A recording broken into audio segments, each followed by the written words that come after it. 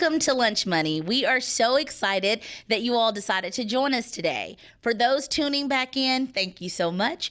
And if today is your very first time joining us for Lunch Money, you are definitely in for a treat. We want you to know that our purpose for Lunch Money really is to connect your personal financial goals with realistic advice and relevant resources to help you reach your financial success. And we all know that financial success is so different for everyone. That's why Lunch Money offers you bite-sized information just to get you started.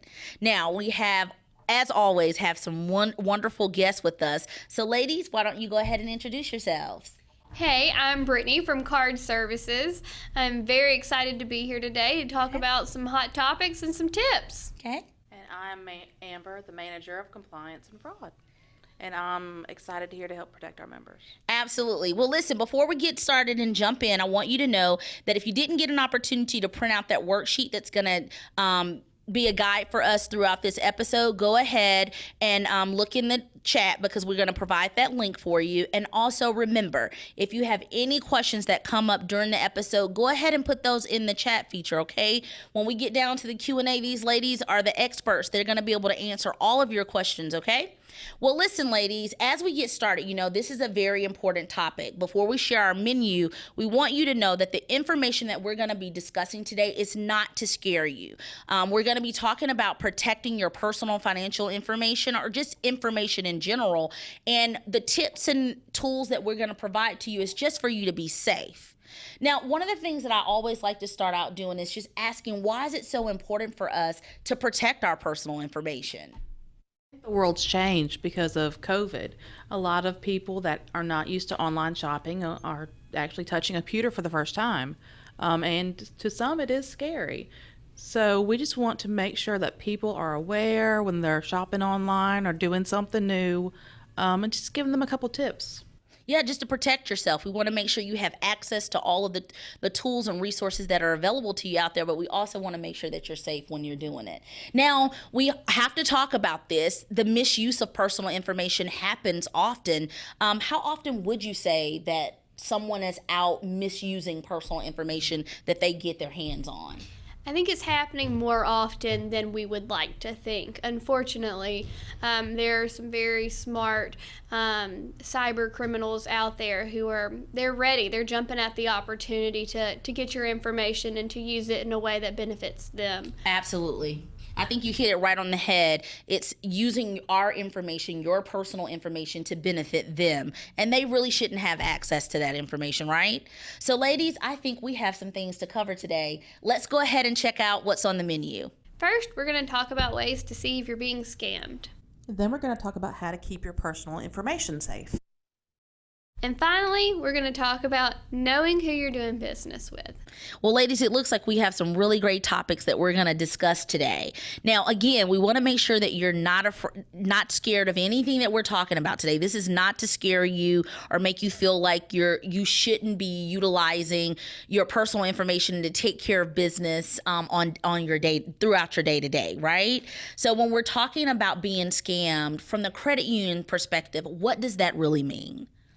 I think here at the credit union, it's about expectation and intent when you're buying your goods or services. Absolutely. Elaborate a little bit on that for me.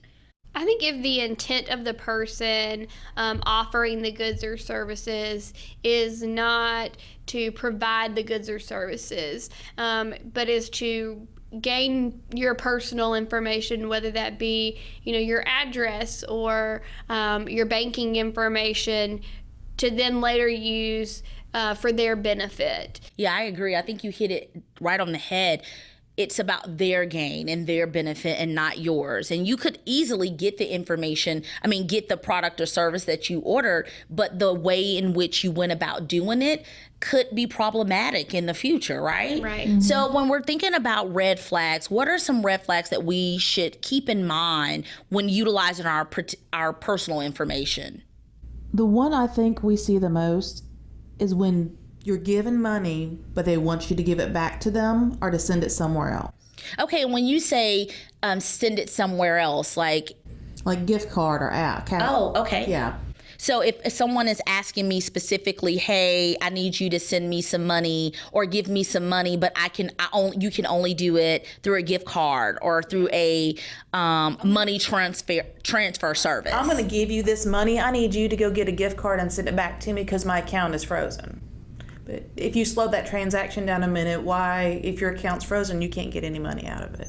Right. So just kind of slowing down, listening to what they're asking you to do and being cognizant of all the extra steps and hoops that you're having to go through, right? Right. Okay. What are some other red flags? I think some other red flags are the unsolicited calls we receive, calls that you're not expecting. So, I think we've all received the phone call of, hey, your car warranty is expiring, and they're waiting for you to react to what they're saying, and then once they have your reaction, they know that they have your buy-in, and at that point they're going to try to get the information that they're wanting from you. Yeah, reaction is very important. Well, not only that, talking about surprise, if you won a contest you've never applied for. Right. You didn't apply for that contest, how did they get your information? If you won something, then they want you to pay taxes on it before you ever got the product. It's that excitement and that, oh, yay, I won this great thing. Here's $10,000 and give it to me. You're out $10,000. Right. And again, that reaction is right there. You're excited about what you have, and then when you're thinking about the warranty, oh my goodness, I can get an extended warranty for XYZ dollars, and you may not even need it, but you're out here and you're going to provide your personal information because you feel like it's safe to do so. Right. Well, when we're thinking about also red flags, what are some examples of common scams that we are seeing at the credit union? Lately, it's been car wrapping. A well-known product wants you to wrap your car, so they send you money to send to someone else to get the car wrapped. Well, there is no car wrapping person, and you're just out the money because it went through your bank. You're left holding the bag if you take the money out, and that's how they get you. And that's important to know. Part of the things that we like to discuss is when we're telling our members and potential members to protect themselves is that you have to listen. You have to hear the whole story and be mindful. We do sometimes get a little embarrassed when we feel like we have been scammed, but I think it's important to just have that line of communication open and just listen to exactly what it is that they're asking you to do. And if it doesn't make sense, it's okay for you to say no. Like, you don't have to move forward with anything. Now, remember, if you have any questions about anything, go ahead and submit those in the chat because we want to make sure that we answer any questions that you may have during our Q&A. Now, we talked a little bit about what a scam is and how we look at scams here at the credit union, and we've just given examples. Now we want to talk about how to safeguard our personal information. Talk to me a little bit about what is all included when we say personal information. Definitely your online banking information, your online banking username and password, your credit card number, the full number, the PIN number, the little 3-digit code on the back. That's completely personal. Your full date of birth. Yeah, and I think it even goes into your, where you work and any information that someone can use to get your reaction, to gain your trust. I think we put a lot of stuff on social media that can sometimes be used against us because sometimes we don't know who can see it and who can't. Absolutely. So then we're talking about how predators, these cyber scammers can go in and gain access to our personal information. Social media is one of those spaces that opens the door for that. Absolutely. We are relaxed when it comes to our social medias, and we feel comfortable because we feel like those are our friends that we're sharing the information with, or even our family. And sometimes we forget that there are other people who are also viewing it, and Absolutely. They are very smart, and they are looking for any piece of information that they can use. So just as an example of that, if this is okay, if I can, okay. Just as an example of that, you don't really think about it, and you get on social media and you say, hey, I'm feeling great. I'm getting better. I'm recovering from gallbladder surgery. And you have your location on. And so it's really easy for a cyber criminal to pick that up. And now they have something to call you with. Now they have the ability to call you and say, hey, I'm from XYZ hospital. How are you recovering from your gallbladder surgery? Mm-hmm. And they've instantly got you comfortable because they knew just a piece of information that was real for you. And now they're asking you for more information, whether that be your insurance information or your card information to pay for a bill. And it's not the hospital. It's the scammers. That's right. And then you find, again, it goes back to what you said before, that comfort level. Your reaction is what they are looking for. And again, we don't want this to be something that makes you scared and now you can't post anything on your social media. That's not what we're saying at all. Right. What we're saying is that you have to be mindful and cognizant of the personal information that you put out anywhere, whether it's social media or over the phone or even leaving your mail laying around. I think one of most common things that we don't like to talk about is often that scammers and scams happen right in front of you. Right. Yep. Absolutely. Well, we want to talk a little bit too about how the credit union keeps you safe. What are some things that we put into place to make sure that when we are utilizing our personal information, we are also keeping you safe? Right. So we have a fraud monitoring service 24/7, and they will call and send text messages and asking if transactions are valid on your card. So if you ever receive a phone call and you're not comfortable answering, just hang up. It's okay if you hang up on us. We're okay. And just give us a call back just to verify that we are who you're talking to and sharing your information with. And I think that's a great tip for any person that's calling you, any organization or any business that says they are here to collect or here to do or provide whatever service. Hanging up the phone because you're not comfortable, it's okay. And you going and finding that number and calling that legitimate business to verify that someone does have your information or you have won something like you mentioned before, and they are willing to provide accurate information and you're able to move forward. Call the number on the back of that card. That's why it's there. Yeah. Check holds, actually. If you could bring a check into the bank, sometimes people get mad because you put a hold on it. That check hold protects you. That Absolutely. means that for a couple days, no one's going to touch it. That's a great help. I love our online banking questions and alerts. If you want to, you can set it up every time someone logs into your online banking, you can get an alert. If your balance falls below an X number of dollars, you can get an alert. There's a lot of things. You can put a password on your account, so when you call the service center, they know your password. It's a secret phrase only you know, so they don't use your personal information. And even alongside that, with the alerts online, it even goes back to even our transaction alerts. Anything from, you can set an alert for any dollar amount that you choose. So if you have a transaction post to your account for more than $1, if that's the limit that you set, you're going to receive that text message or an email, whichever method that you choose, to let you know that transaction has posted. Absolutely. I'm getting a lot of emails. And one of the things I do love as well is our Mastercard partnership that we have here at the credit union. Anyone who has a debit card through Guardian is automatically able to enroll in this service for free at no additional cost. And basically, you just go on, and we'll supply the link here. It's also on our website. You can go in and enroll yourself, and you add your card with Guardian, of course, but if you want to add additional cards as well, you can do that, and they don't have to be MasterCards.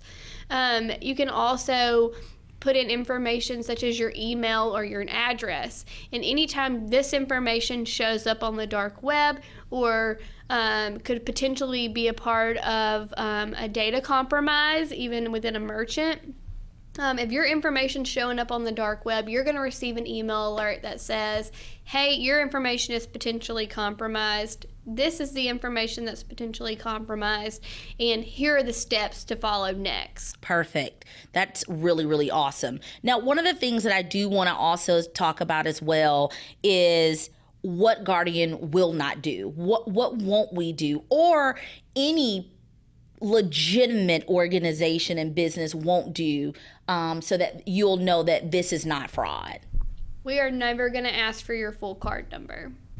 We will never ask for your PIN number. We will never ask for your CVV code, that little 3-digit code on the back. Right. We know who you are. We know who our members are. We know the first couple digits of the social. You don't need to provide the whole thing. A lot of the questions that we ask to make sure you are who you are out of the box questions. Questions that you know, for example, like your mother's maiden name.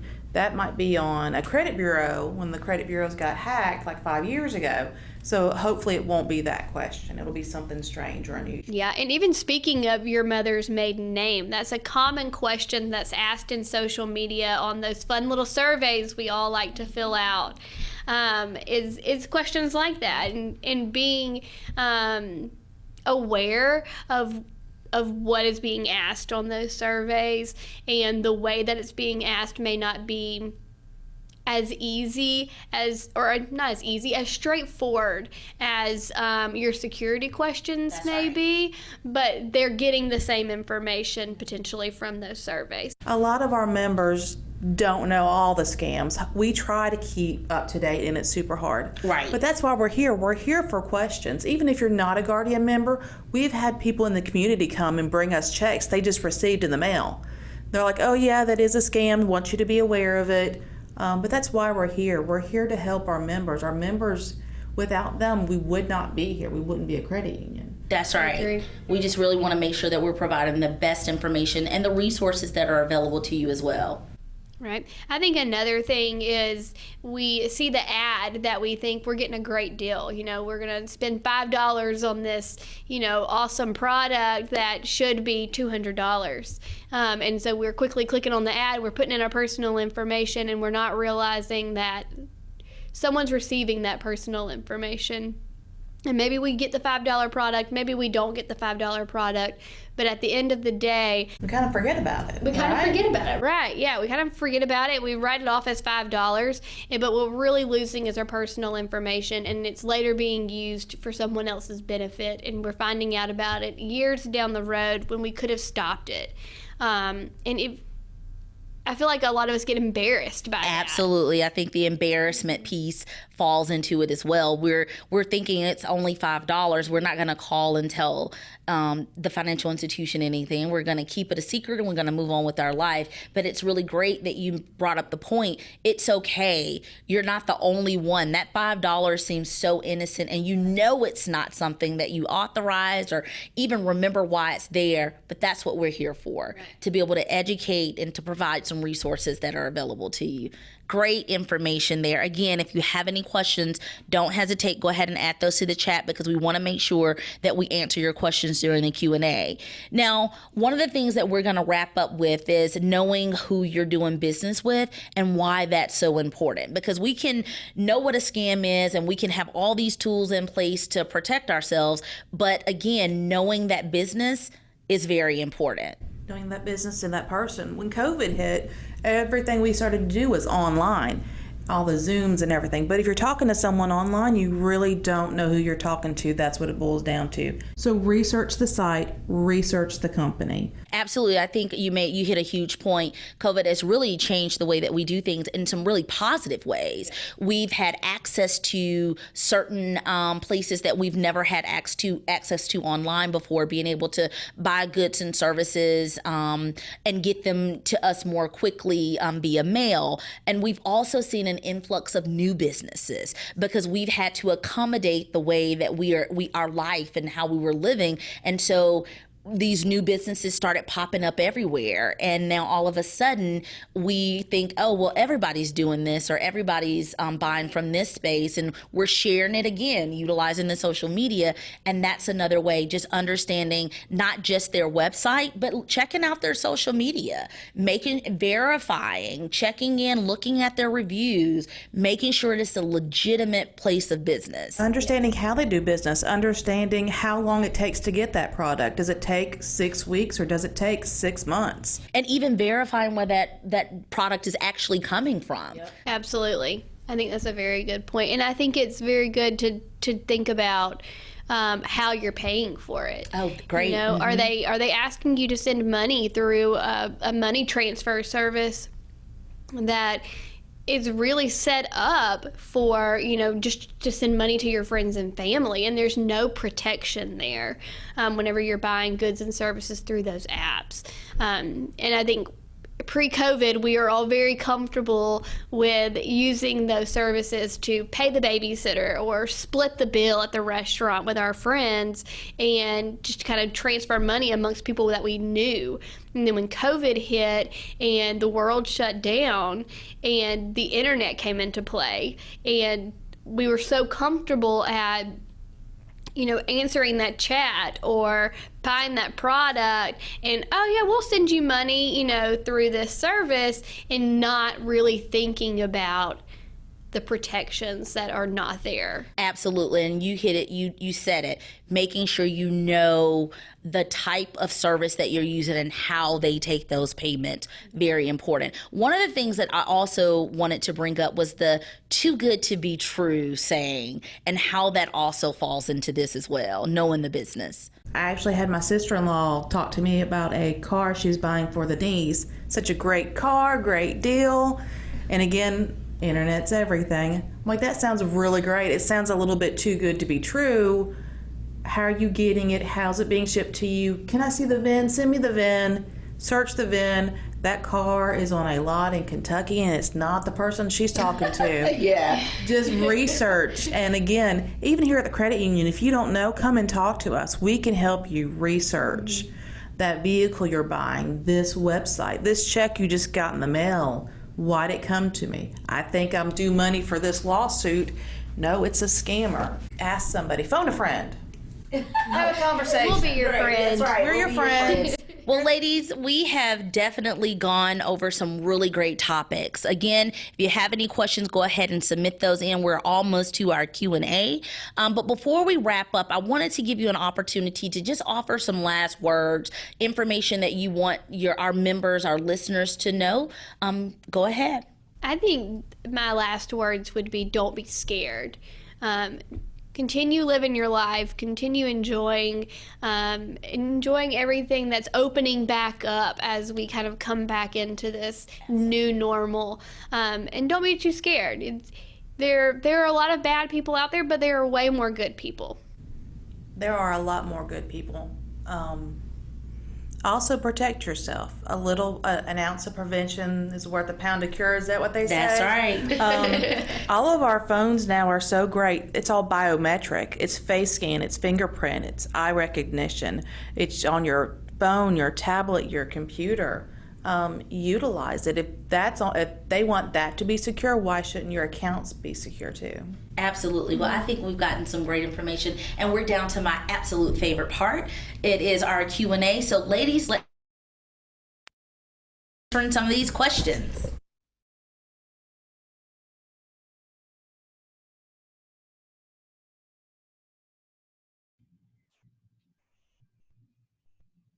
All right, let's go ahead and jump in. And as you can see, Brittany had to step away, but that's okay because we still have a wonderful guest, Amber, here with us is going to be able to help us to answer these questions. Now, we do have a few that have come in, and the very first one it looks like is, I have received a check in the mail, and I'm not sure why. It's only $37, but I really want to know, should I deposit that into my account? I wouldn't deposit anything if I don't know where it's coming from. Hopefully that check has something at the bottom talking about where it came from. When in doubt, check it out. Call the people that sent you the check. Say, hey, I got this. Can you tell me more about it? If you deposit that check and it returns, there's a fee, and that fee is going to come out of the account in your check. So when in doubt, check it out. Don't deposit it. Yeah, I completely agree. You know, like you mentioned, it's a number on there. Usually look at it, make sure you know what it is, check it out. And also, too, remember, you can always come by, ask us. We can look at it for you. Oh, definitely. Walk into any of our locations, and we'll be more than happy to assist you with that.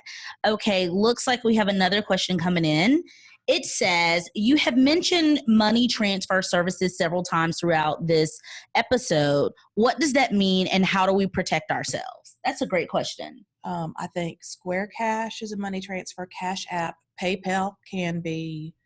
Venmo, PayPal. Yeah. I think all of those electronic services, really the ones that we are transferring money back and forth for friends, family, for payments. Like we mentioned, Brittany mentioned, if you're splitting a bill at a restaurant, you can just simply shoot me some money over, really simple and easy, outside of your financial institution. Like if you're sending money from one account to another one, that wouldn't be considered a money transfer service, because that's a benefit and a feature of your online banking with that financial institution. Yep. And I think protecting yourselves, I guess what the question would be, because we've mentioned it several times, just ensuring that we're utilizing those particular services the way that they've been meant to utilize. Right. Do you know who you're sending that money to? Do you know who's sending you that money and why? I don't really know someone unless, and this is just me, I go knock on their door and say, hey, how you doing? So if I don't see them, if I can't find them down the street or around the corner, then I really don't know them. Yeah, and that makes perfect sense. We want to make sure that as we are going throughout our days, we are keeping that top of mind, that we physically have some type of relationship if we're utilizing this type of service in order to pay for something, or to ourselves provide our services, and then they're paying us, giving us money back for doing a job for them. Mm-hmm. Absolutely. So keep the questions coming. And we have another question here.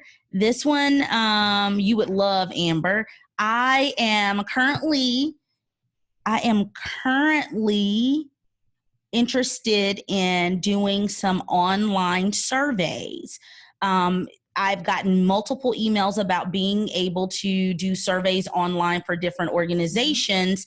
What is your opinion on signing up for this type of extra income?